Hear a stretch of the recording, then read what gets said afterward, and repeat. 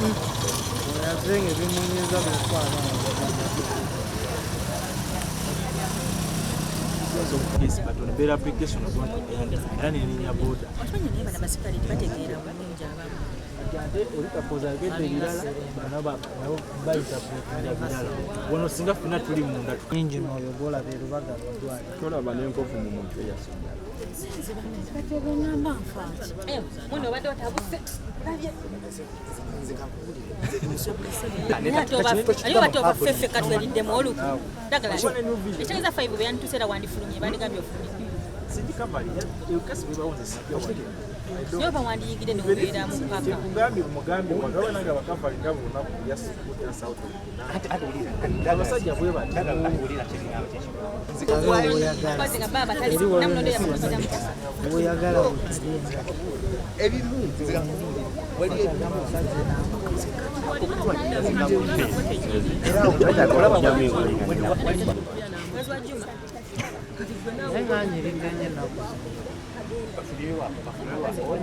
constitution ekyo yali munamawuli kuyinga kujyayo kutumasho.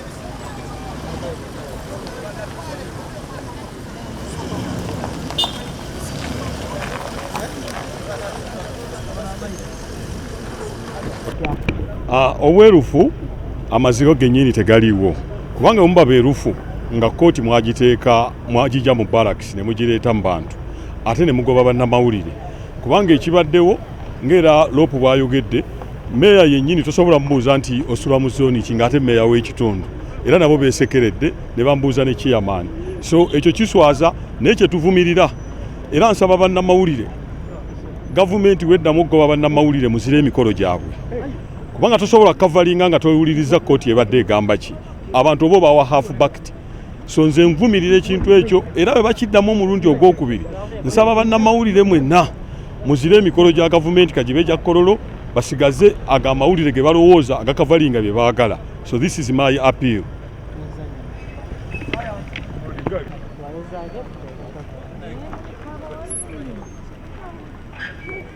Tukole wabweru wali lwaki? Tukole wabweru.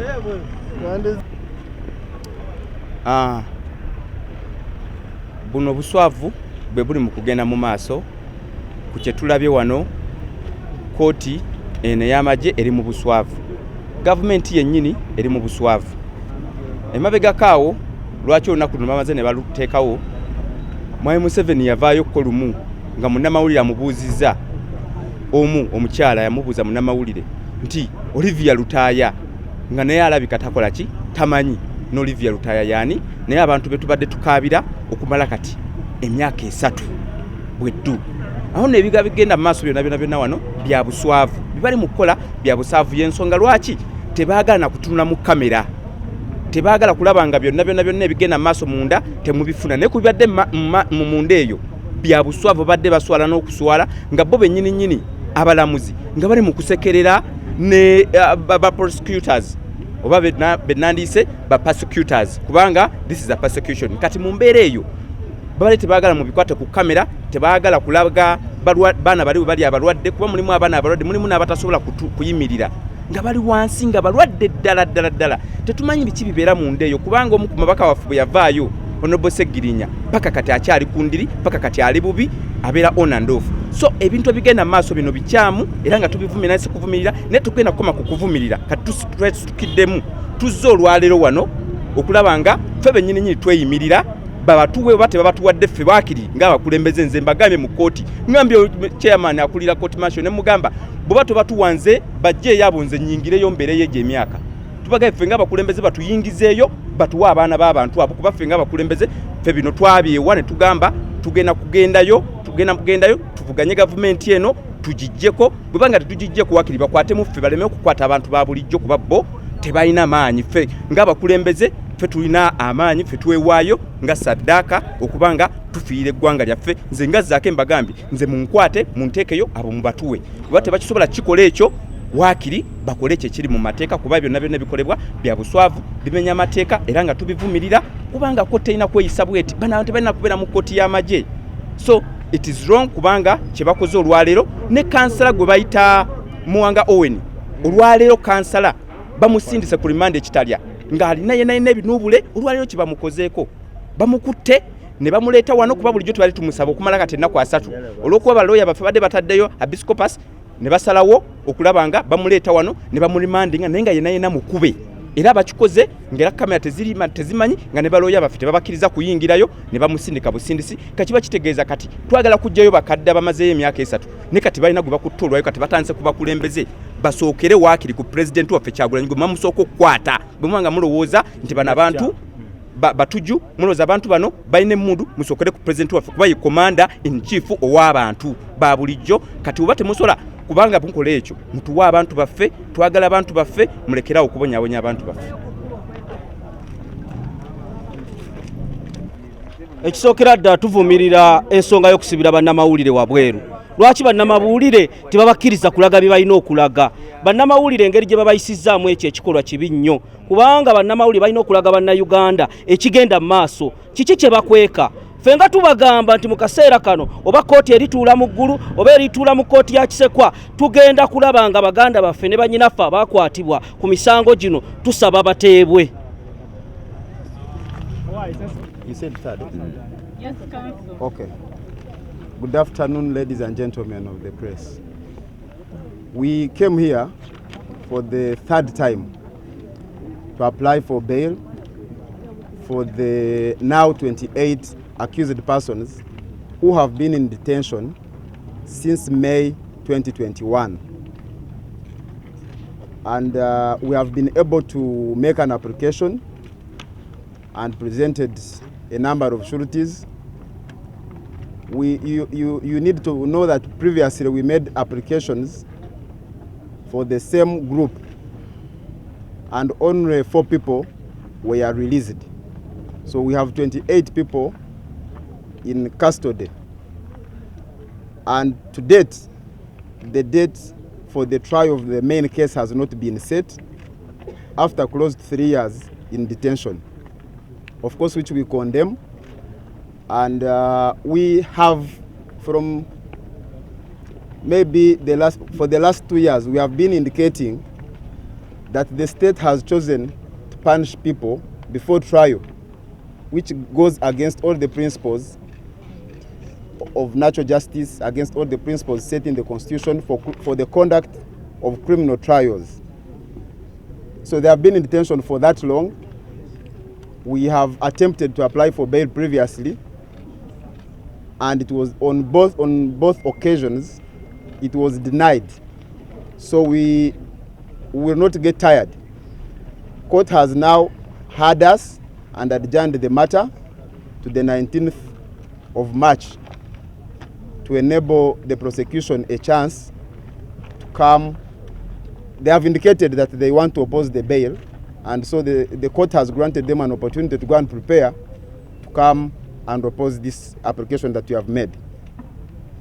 We also wish to state that this application was made last year, and indeed they were supposed to appear for the oral submissions last year. But when the matter came up, for one reason or the other, court was not available to hear us. In January, something similar happened. But today, we have been able to present our case, and we'll wait to hear from the state. And of course, we shall respond to whichever objections they want to raise, and then we'll wait for court to make its ruling. But what we condemn is the prolonged detention of persons who we maintain are innocent without trial for the last now almost 3 years. And this is something that goes against all the rules of fairness, against the rules of natural justice, and also goes against the provisions of our constitution. And so what are the securities? We have presented a number of leaders and other persons who include the leader of opposition and other members of parliament whom you see here with us, and other leaders like mayors and the rest, and other family members. Previously, when we applied, we presented family members, and the finding of court was that they were not substantial. There was no attempt to give details as to why family members were found not to be substantial, but we leave that to court. So we have made another application and we have presented sureties who include national leaders, and we shall leave court to make its findings at the appropriate time.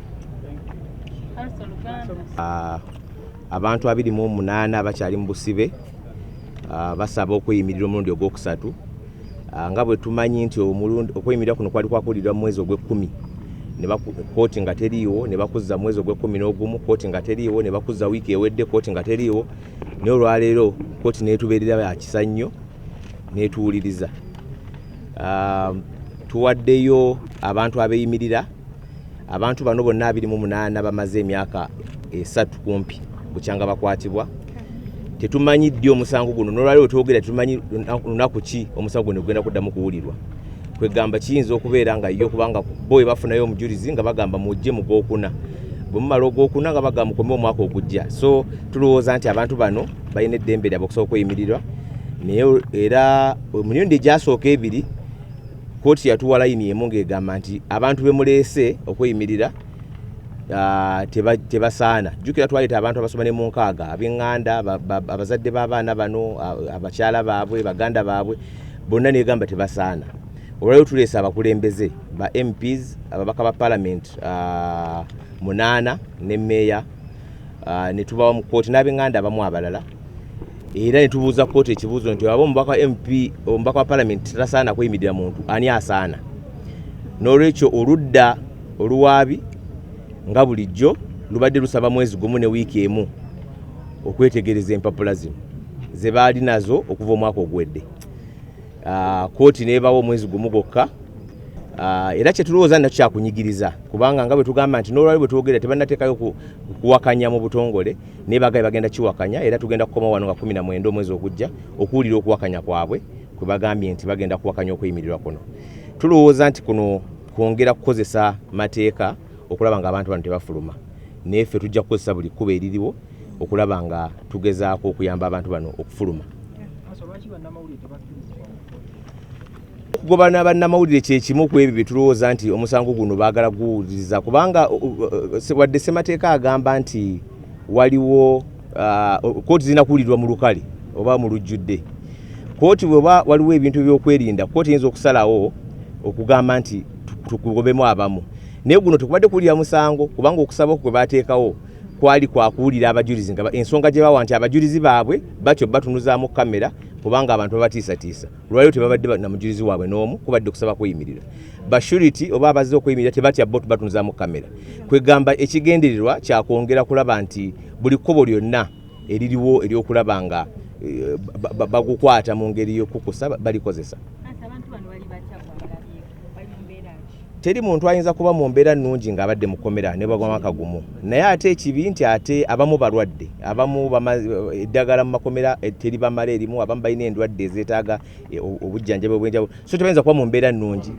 Abamu baafiirwa bazadde baabwe, abamu baagobebwa mu mayumba, abamu kwegamba tebayinza kuba mu mbeera nnungi ng'ate okimanyi nti nno kubanga bw'oba mu kkomera ng'omanyi nti omusango gutambula ogamba nti bagenda kunzuula nti naye ate n'okubeera wano wennyini mu kooti eno nawe wennyini kumenya mateeka. Bagoba endagamuntu z'abantu bali abaale kusooka buno obwesimbu obulina wanti bagenda kubaga. Obwesimbu ensi yonna esobola obbulaba, sibwetaaga kubeera obwesimbu bwa kooti. Ngambye nti baleeta abazadde ne tuleeta ababeeyimirira 2 abamu 3 ku bantu bonna 32. Kooti neekomawo ne layini emu nti tebasaana. nga tetugambye oba omuzadde otasaana kati tuleesa abantu ababaka kubanga obuba ogambye tutegeezeza kooti nti okweyimirirwa obuvunanyizibwa butandika buli bumutadde so sigamba nti no buli mumutadde kati abantu bagamba nti ababaka ba palamenti 8 bagamba tujja bakomyawe mbabeetaagira so kati katulinde tulabe kye bagamba obwesimbu buli ensi yonna esobola okulaba obwesimbu ababaka abeeyimiridde kubaddeko Honorable Senyonyi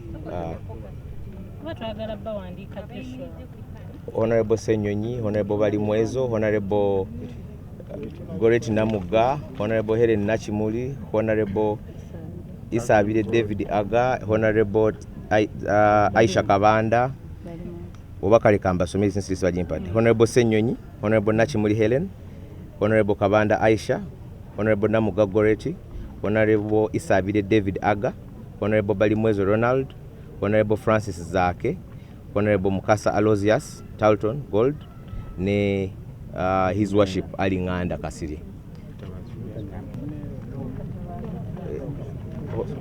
Honorable Katabazi Francis Katongole. Ndozi Babalope.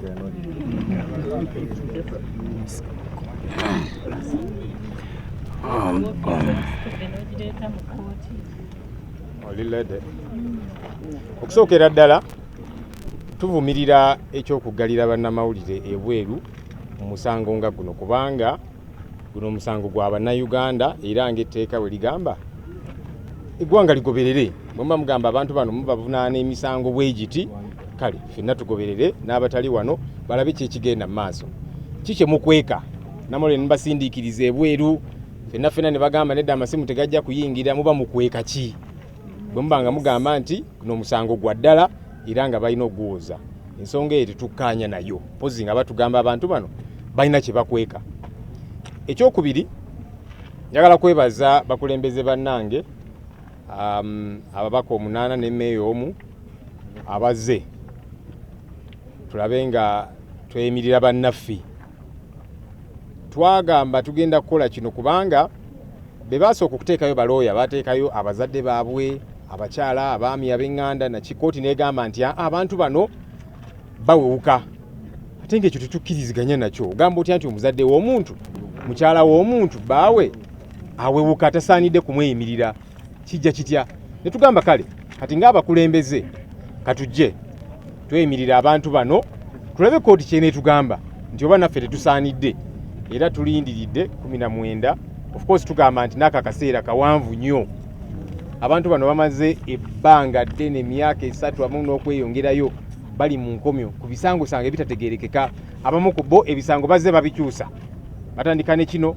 then bamala ne bakyusa ne baleeta charge endala bwe bityo ebitategerekeka naye twagambye nti kati twagala tuwulirize kooti era tulinze ensala yaayo ng'egamba nti naffe tetusaanidde ng'abakulembeze mu ggwanga lino kati nga twagala kooti etubuulire ani asaanidde omuzadde omukyala ab'eŋŋanda n'ababaka bonna tebasaanidde kweyimirira muntu batubuulire ani asaanidde ekyo nakyo tukirindiridde so twakikola nga test nga tugamba nedda bano bannayuganda era ensonga ezaabakwasa kubanga tebawagira gavumenti eno ate nga ddembe lyabwe okuwagira bo kye baagala okuwagira toyinza muntu muteekako musango nti towagira gavumenti eno byampaka abantu balina eddembe okuwagira kwe baagala okuwagira kakati ekyabasibya bano kubanga tebawagira gavumenti eno kyobudola abazze bakola ebintu bino bannamawulire babalemesa okuyingira wano naki naye ensonga eno tugenda giremerako ddala so twagamba katujje eno nga bwe tubyogerako mu paalamenti tetwagala bikoma eri mu paalamenti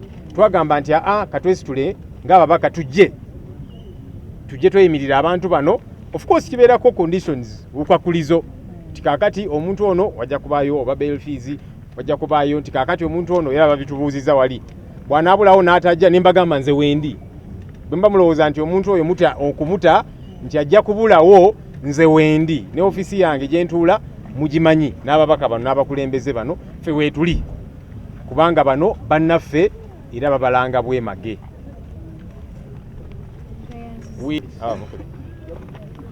We firstly want to condemn the idea of locking journalists from covering these proceedings because these are meant to be public proceedings. If you are charging people, and whatever you're doing is lawful, why don't you want the public to follow what's happening? Why are you locking out the media? Except if there is, something that is not properly understandable that you're trying to do or that you're trying to hide. Number two, I want to appreciate colleague leaders, the 8 members of parliament and 1 mayor that have showed up to stand surety for these colleagues. We decided to come and stand surety for them because in the past, the lawyers have been applying bail for them and the sureties have been their parents, their spouses and other relatives. And court has said those are not substantial sureties, which we disagree with, because how do you say somebody's spouse, somebody's parent is not substantial enough to stand surety for them? So we said as national leaders, let us come and stand surety for them. And then we wait and see. If court is going to say that even we are not substantial, then we shall ask court, tell us who then is substantial. If someone's parent is not substantial, if their spouse, if national leaders like ourselves are not substantial, who then qualifies, who is substantial to stand surety for these Ugandan citizens? We decided that, yes, as we talk about these issues in Parliament and elsewhere, we have got to come on ground and get involved to see that these our comrades are freed. Yes, and they did ask us, do we know what it means to stand surety? We said we know, and we shall not be intimidated. Okay, as a surety, if you think that by releasing these people, they will disappear, whatever the case might be, I am here. I am present. You know where I work, you know my office, and all of these leaders. And so we shall not be intimidated that now you see, when they disappear, they will arrest us. We have been arrested before. You cannot threaten me with arrest. So we said, let's debunk that. And I want to appreciate the leaders that have showed up, that have taken a bold step. Because to stand surety for somebody, it's a bold step. So I want to appreciate them. We will not keep quiet regarding these matters. As far as we are concerned, these are political prisoners. What's happening is not prosecution, it is persecution. That's why they are doing things in a shady way. How do you lock up people for over 3 years? And then they've kept changing the charges and so on. So we'll keep at this until we see that these Ugandans, whose only crime is that they don't support this regime, get to be freed. Because it is their right to support whoever they want to support. Thank you. Sasa, hii ni Afrika Mashariki. Kamanda,